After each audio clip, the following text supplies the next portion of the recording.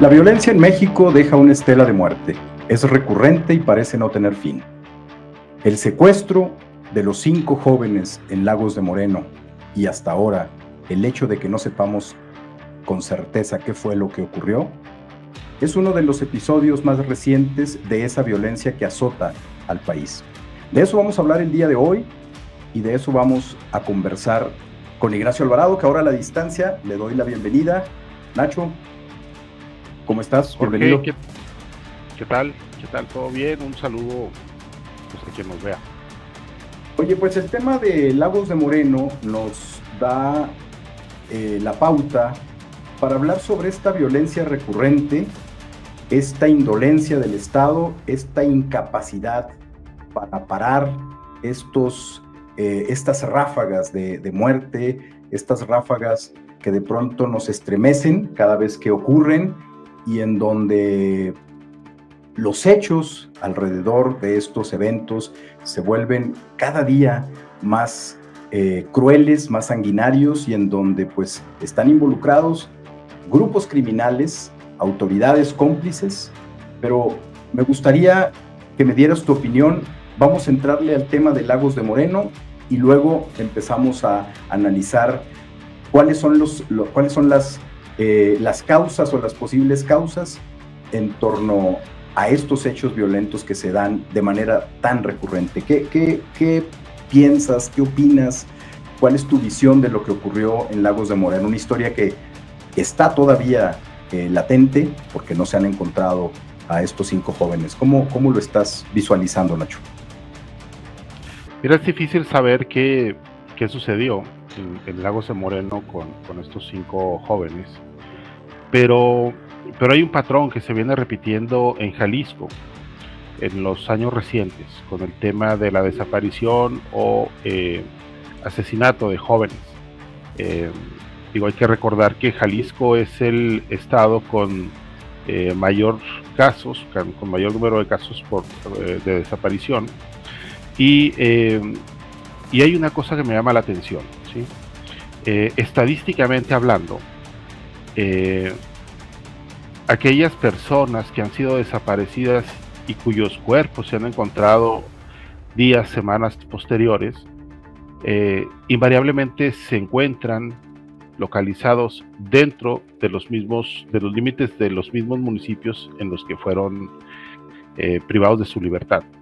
Entonces, esto parece marcar una frontera administrativa, por llamarla de alguna manera, de los grupos o de las células criminales que están operando, ¿sí? No es que los secuestren en un municipio y se los lleven a otro lugar para asesinarlos, sino que están encontrándose dentro de los límites de esos municipios. Entonces, eso es importante si se analiza un poco, porque permite conjeturar que estas personas que están siendo los ejecutores de estos actos de desaparición y asesinato, pues pertenecen, o por lo menos radican y operan dentro de demarcaciones muy delimitadas, ¿no? Entonces aquí ya esto nos puede llevar a pues analizar un poco dónde radica, pues yo no sé si llamarlo el fracaso, pero la gran farsa de la política de seguridad que se ha instrumentado en este país desde por lo menos un par de décadas, ¿no?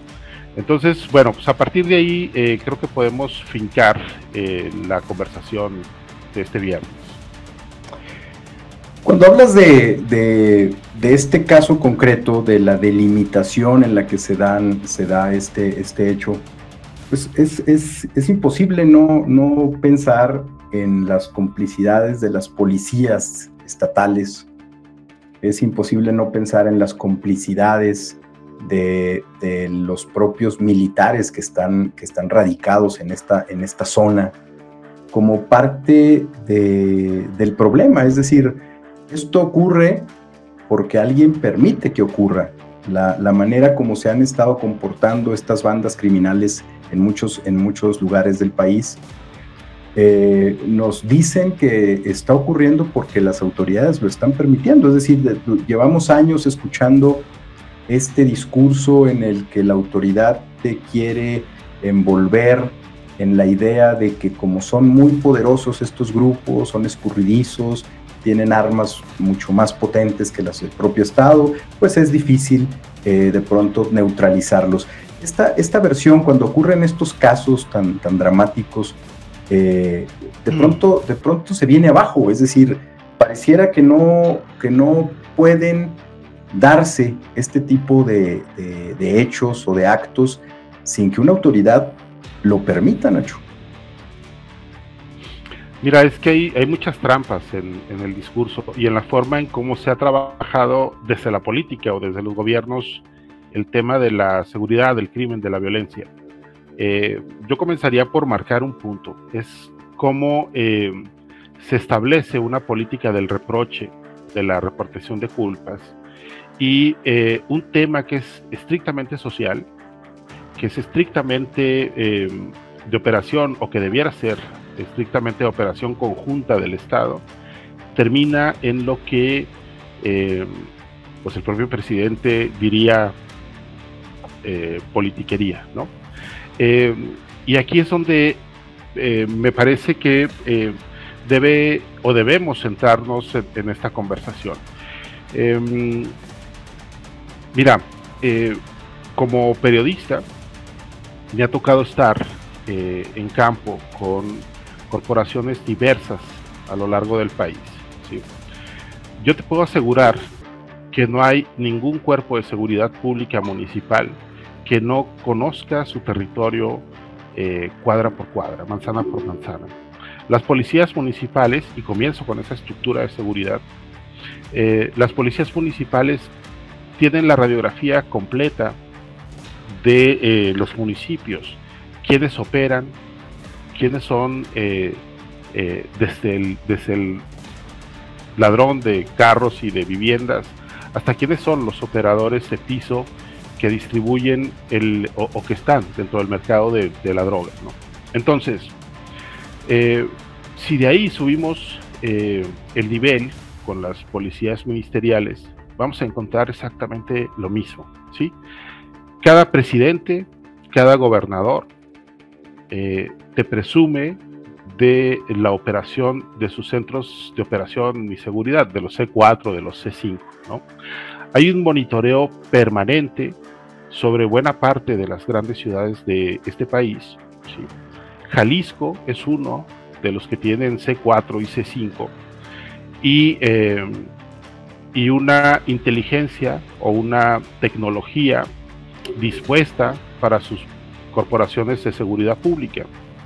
Si subimos el nivel con Guardia Nacional, con Ejército, con Marina, pues vamos a encontrar exactamente lo mismo. Es decir, esto no pasa por una cuestión de desconocimiento del campo, de monitoreo del campo, y tampoco de una inteligencia. Y pues ahorita tú ahí me dirás qué pasa con el tema de la inteligencia en este país, que bueno, es uno de tus temas de análisis desde hace tiempo, ¿no? Pero a lo que voy con esto es que si no se sabe o no se puede prevenir, pues, un porcentaje de los asesinatos de alto impacto que se cometen en el país, ¿sí? Si no se resuelven, por ejemplo, este caso concreto de Lagos de Moreno, que no es más que uno entre varios que se han suscitado en años recientes ahí en Jalisco. Bueno, entonces la única conclusión, la única deducción a la que yo puedo llegar, y no en un acto especulativo, sino porque lo he constatado también a través de los años en distintas entidades, en distintas ciudades del país, es que los alcaldes no tienen un control sobre sus policías municipales. igual que los gobernadores, las gobernadoras no controlan a sus fuerzas de policía estatal, no tienen una autoridad sobre sus fiscalías, los ministerios públicos, y el Poder Judicial es otra cosa que se maneja también con sus propios sistemas de corrupción y de mafia, ¿no? Entonces, en síntesis, desde el presidente de la República hasta los gobernadores y los alcaldes, no hay un control real, práctico, sobre cómo se opera en calle con estas instituciones dedicadas al combate al crimen. Fíjate, ahorita que mencionabas el tema de los servicios de inteligencia, pues es evidente que desde hace ya varios años, desde la transición en el 2000, este organismo o este sistema de inteligencia, sobre todo el civil, ha estado sometido a cambios y ha estado sometido a una serie de transiciones que lo que han generado es una anarquía dentro de la administración pública que ha derivado pues en un desastre. Es decir, más allá de sus propias misiones, más allá de su propia organización, dentro del cuerpo administrativo del Estado se han convertido en aparatos que básicamente se utilizan o se han venido utilizando, sobre todo después de la transición en el 2000, pues para el espionaje político. Es decir, previo al 2000, por supuesto que se utilizaban para el espionaje político, pero tenían un grado de investigación criminal o tenían un grado de alerta sobre ciertas amenazas al Estado o al propio gobierno que se tomaban en cuenta en diferentes reportes que estos servicios de inteligencia hacen. Ahora me parece que hay un desastre, pero ese desastre no tiene, digamos, no es obstáculo para que los recursos sigan fluyendo. Es decir, estaba viendo aquí algunos números que tienen que ver con el presupuesto de inteligencia, solamente de inteligencia civil. No están aquí los números de inteligencia militar, pero solo de inteligencia civil. En los últimos 5 años se les ha dado solo al Centro Nacional de Inteligencia, que es el nombre que digamos tiene ahora este servicio de inteligencia. Antes era el CISEN, ahora es el CNI. Bueno, se le han dado más de 12,000 millones de pesos en los últimos 5 años. 12,000 millones de pesos, que es un dineral, que es una locura de presupuesto y que tendría que estar destinado pues precisamente para la operación de lo que hace un servicio de inteligencia, que es alertar sobre las amenazas al Estado mexicano. En este caso, el crimen organizado pues es una de las amenazas. La infraestructura y la estructura del servicio de inteligencia civil tiene presencia en todo el país. Tiene presencia en los principales municipios del país con capacidad para movilizarse por todo el estado, llámese como se llame. Es decir, es una estructura que de manera organizativa tiene esa posibilidad de moverse en función de los conflictos que se puedan dar o en función de cierto tipo de investigaciones que se den. Es decir, con estos recursos y esta pobreza de información que podríamos especular, porque no lo sabemos a ciencia cierta, no sabemos si la información de inteligencia está llegando todas las mañanas, como dice el presidente, que se levanta muy temprano y en su mesa de palacio analiza todos los días lo que está ocurriendo en el país en función de esta agenda. No sabemos si esos informes le están llegando a la mesa y si le están llegando, si los está utilizando de manera errónea o simplemente no los está utilizando, o no le están llegando, o se están utilizando estas infraestructuras para otros temas. En el caso, por ejemplo, de defensa, Nacho, ahí te van los números de defensa. ¿Cuál es el presupuesto de los últimos 5 años que tiene que ver con defensa?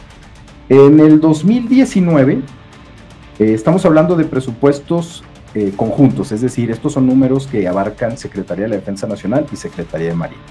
En 2019 tuvo el presupuesto de defensa 58,500 millones de pesos. Para 2020 subió a 64,800 millones de pesos. En 2021 ya tuvieron 73,142 millones de pesos. 2022 subió a 86,727 millones de pesos.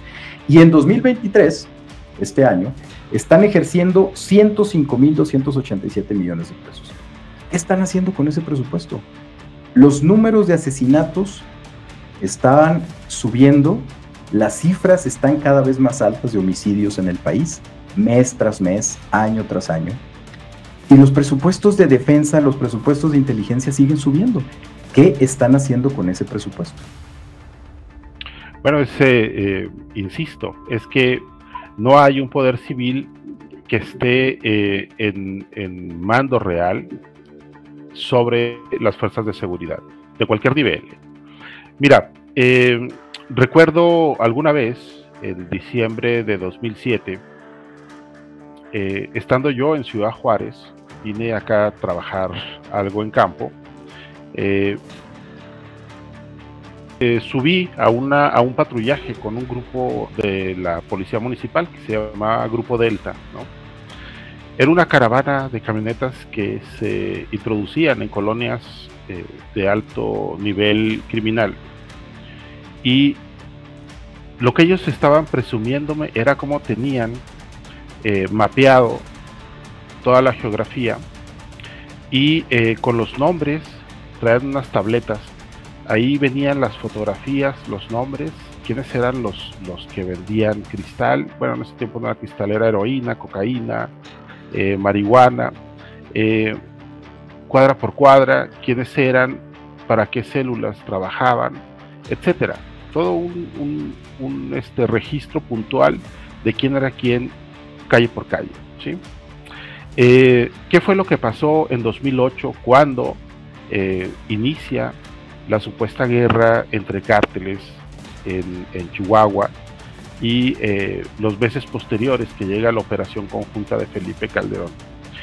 Todos esos jefes y agentes operativos de ese grupo Delta fueron asesinados, igual que fueron asesinados todos los capitanes que constituían a su vez una gran barra de acción criminal en la ciudad, que no fue tocada por ninguno de los alcaldes a quienes les tocó estar a cargo de esa fuerza de seguridad, ¿sí?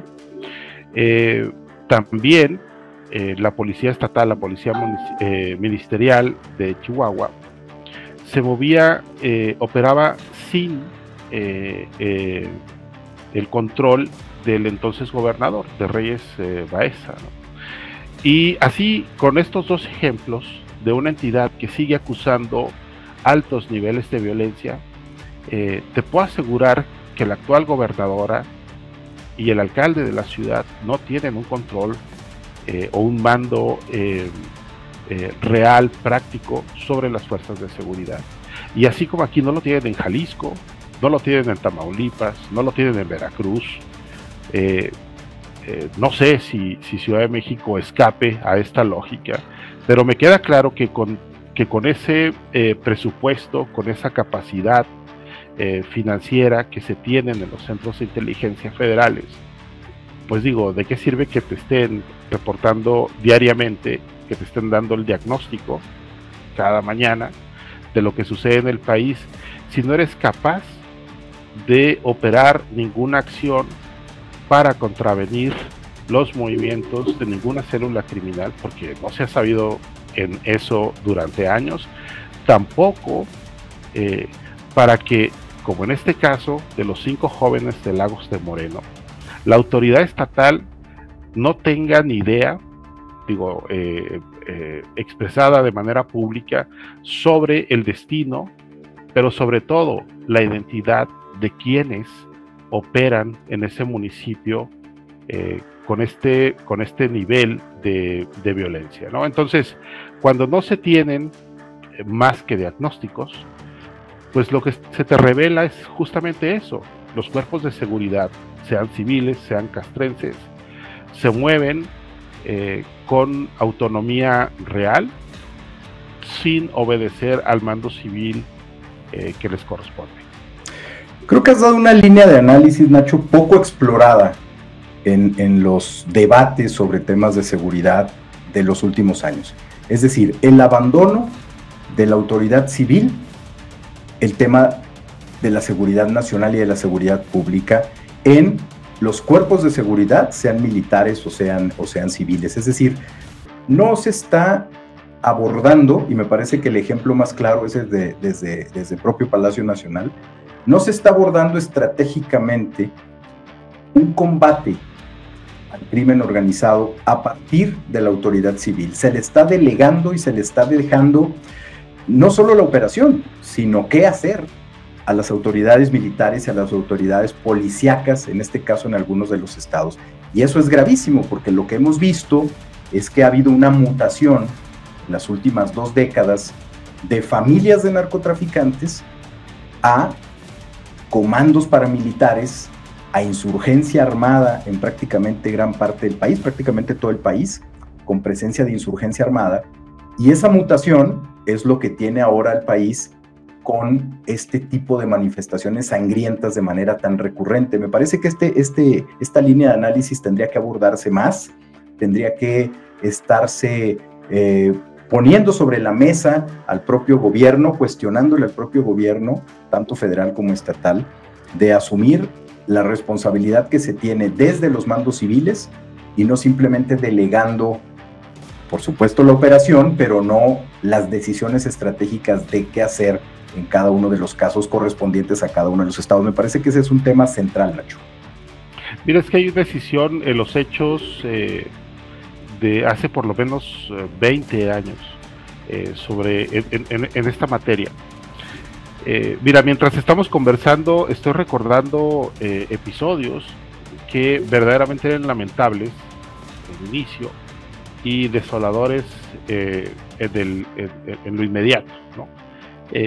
Me tocó alguna vez entrevistar al alcalde de Santiago, Nuevo León, este municipio que es pueblo mágico, ¿no? Cuyo alcalde anterior había sido asesinado. No sé si recuerdas ese caso, ¿no? Fueron por él a su casa y días después apareció torturado, fue asesinado de una manera brutal, ¿sí? El político que lo sucede en el cargo como alcalde me recibe, que serán unos 5 días después de tomar protesta como alcalde, y en la entrevista frente a las cámaras, ¿sí? Se soltó llorando, Jorge, llorando porque tenía miedo, porque él decía que la policía municipal que le tocaba en ese municipio eran parte de la estructura criminal, ¿sí? Y él tenía miedo y no ejerció nada que no fuera un estricto, una administración de los recursos públicos a cómo le indicaron que lo hiciera. Entonces, así como ese alcalde, hay infinidad de alcaldes, ¿sí? Y también en las ciudades grandes como Tijuana, como Guadalajara, como Juárez, como la que menciones, con más de 1 millón de habitantes, los alcaldes no tienen el mando de las estructuras de seguridad pública, ¿sí? Entonces, por lo visto, o ante el resultado de lo que tenemos como país, sumergidos en un ciclo de violencia que parece inagotable, pues queda claro que tampoco el propio presidente tiene ese control, ¿sí? Mira, hay demasiados intereses que se tejen en torno al crimen cuando lo analizas como empresa. Los millones de dólares que se mueven en torno al espectro de la violencia y del crimen en este país son impresionantes, ¿sí?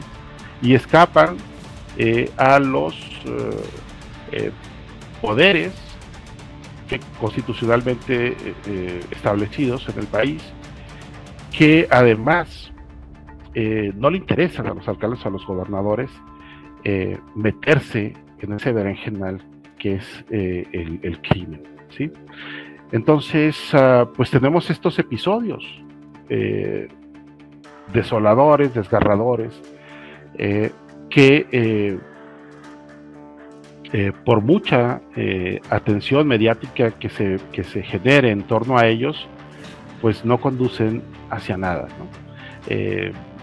Digo, hay que recordar apenas un par de meses antes que hubo el caso de estos jóvenes trabajadores del call center en Zapopan, de lo que no se ha sabido absolutamente nada. Dentro del propio municipio de Lagos de Moreno también se desapareció en meses pasados a 3 jóvenes mujeres Y así como estos casos tenemos varios diseminados a lo largo del país.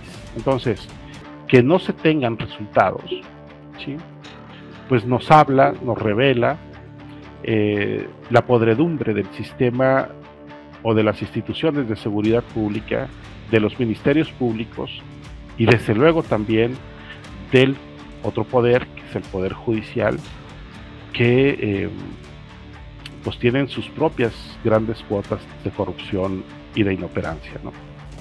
Ahorita que mencionabas este tema de los alcaldes, pues un tema muy cercano de hace apenas unas semanas, la alcaldesa de Tijuana, que fue amenazada y que tuvo que irse a vivir al cuartel militar por petición de los propios militares, es decir, no había garantías para ella, la autoridad federal o estatal, el propio ejército no le garantizaba la seguridad y lo que hicieron fue simplemente decirle, véngase a vivir al cuartel para que esté más segura. Es decir, ese es el ejemplo, ese es el nivel de lo que tú estás comentando en un ejemplo muy concreto como es el de la alcaldesa de Tijuana, ¿no? Exacto. Sí, porque además, ¿quién te puede asegurar que quien amenaza es un cártel de la droga? ¿Sí? Es decir, hay también mucha usurpación de identidades en torno al tema del crimen y de la violencia. Y es muy fácil para cualquier gobernador, para cualquier alcalde, señalar hacia un cártel de la droga, hacia una organización criminal, para zafarse de la responsabilidad que le corresponde como autoridad principal en ese ataque frontal a la delincuencia, ¿no? Entonces, al decir que eso obedece a una organización criminal, pues entonces avientan la responsabilidad al gobierno federal, ¿no? Y el gobierno federal, pues bueno, finalmente termina haciendo de un hecho social, de una convulsión o de un estallido muy concreto, un acto de politiquería. Pues sí, y vamos a seguir viendo. Entonces, pues le vamos a dar seguimiento, Nacho, como cada programa en perspectiva, vamos a darle seguimiento a esta agenda, a estos temas, presentando nuevos puntos de análisis, nuevas líneas de investigación sobre el tema de la violencia en México. Por lo pronto, pues llegamos al final, nos despedimos y nos vemos la próxima noche. Hasta la próxima.